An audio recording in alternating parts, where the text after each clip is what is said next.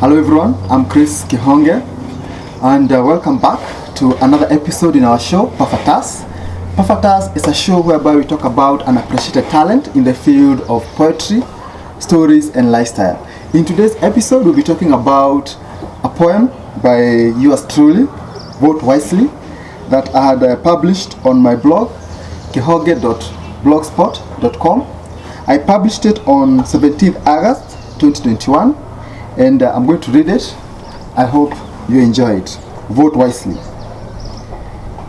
In a dawn where every man for himself, God for us all, where nothing is fair until it favors your current situation, a man emerged from the chaotic reality we call a society. He remained unpolluted and immune in everyone's ideologies. He kept to himself, and though he was friendly, he had no friends. Surprisingly, he had no enemies, and everyone let him be. For he was a mystery, and his charisma swayed everyone who knew him. Most people referred to him as an angel, for he had a thing for helping people. He had political ambitions, but never mixed his personal business with politics. Him being a tycoon helped fund his campaigns, and people promised to vote for him. He was a private man, for he was never involved in any dramas like most politicians. He had a beautiful wife and 2 daughters, and from the rumors, he was a good family man.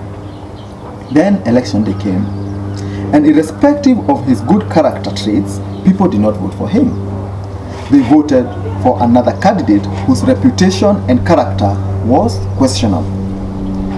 He watched as the candidate disappointed the people by aiding corruption. He wept, and he could not understand why on earth people did not vote for him. He was not a saint, but he felt like he was the closest thing to being a saint.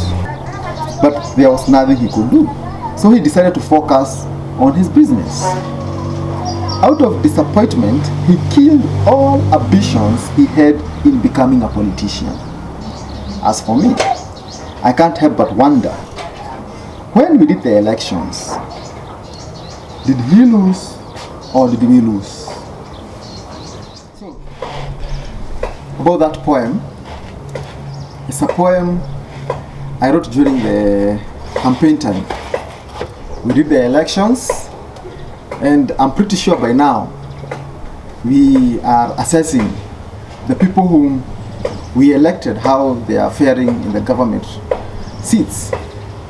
I know people are disappointed. Others, those especially in the government, those who got jobs, they are celebrating. But everybody has a responsibility in shaping the government that is in action. Whether you voted or did not vote, you played a role in the current situation we are in. I'll not dwell into that. This poem was about, I'll not mention his name, but during the election time, I had seen a businessman. This guy had, the way he was organized, he had charisma, he respected everybody, he was well educated, he was wise when it comes to in management. And you could tell because by how he managed his family, how he managed his businesses, and this is somebody whom if he was given a seat, a political seat, he will take us to the next level. But when it comes to people, I don't know what happens during election time. People do not pick up on people, on genuine people. I don't know, they are attracted to these politicians who have dramas, these politicians who are corrupt by nature. And these politicians who have what we call selfish interests. And in the end, we get played. We say politics is a dirty game. But if we were to elect leaders in government positions who do not have selfish interests, who are visionaries, who really want to help the people, who really want to help us change our current situations, it could have been a nice thing. So I had spotted this, and I'm pretty sure he would have become a very good politician. But people just, came, eat his money during the campaign time, misled. I don't know why these people are always surrounded by conmen. I call them conmen because they're just there to feed your ego as a politician. They call you Kiogos, Mheshimiwa, you give them something small. Then during campaign time, during election time, they let you down. They tell you that everybody's just singing your name. And they come with boda bodas shouting your name, then they get the 5,000 each, and then they go. And during the election time, you find you get 20, 30 votes, and you get disappointed. And that politician did not win the seat. He decided he's never going to become a politician again. Have you ever asked yourself, those politicians who fail, what happens to them? Some of them usually are in debt. You take a loan to go into politics, or you invest a lot of money to go into politics, or you promise people to give you money so that when you get into a political seat, you're going to help them. Then you fail. What happens to them? Of course, not all of them are strong.